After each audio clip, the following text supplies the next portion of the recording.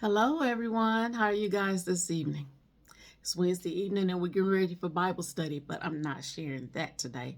What I'm sharing today is what I've been trying to share for over a week, and that's to start my series on Leviticus. I have had the roughest time trying to figure out how to start this series because of the content of it is about God's laws and all of his offerings. I'm sorry, not his offerings, but the burnt offerings, the sacrifices, and all of that. So what I decided to do was read chapter 1 in its entirety from verses 1 through 17.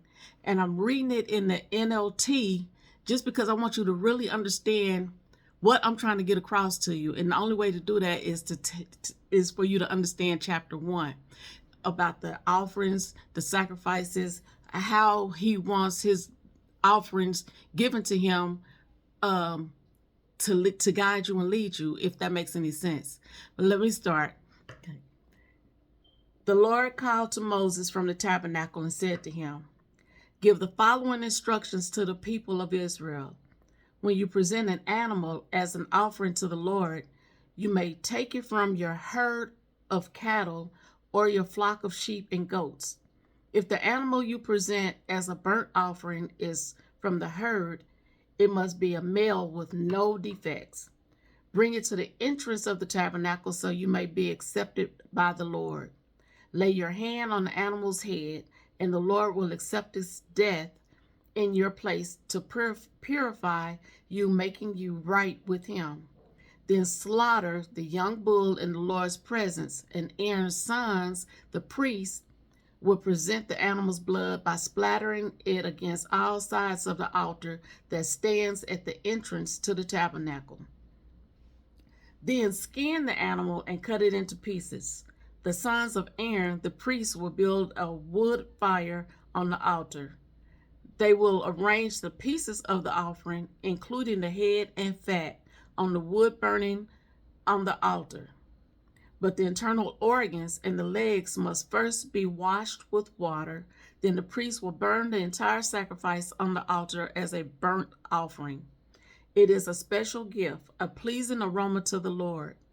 If the animal you present as a burnt offering is from the flock, it may be either a sheep or a goat, but it must be a male with no defects. Slaughter the animal on the north side of the altar in the Lord's presence, and Aaron's sons, the priests, will splatter his blood against all sides of the altar. Then cut the animal in pieces, and the priest will arrange the pieces of the offering, including the head and the fat, on the wood burning on the altar. But the internal organs and the legs must first be washed with water. Then the priest will burn the entire sacrifice on the altar as a burnt offering. It is a special gift, a pleasing aroma to the Lord.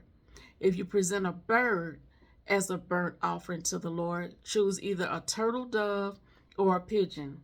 The priest will take the bird to the altar, wring off its head, and burn it on the altar. But first he must drain its blood against the side of the altar. The priest must also remove the crop and the feathers and throw them in the ashes on the east side of the altar.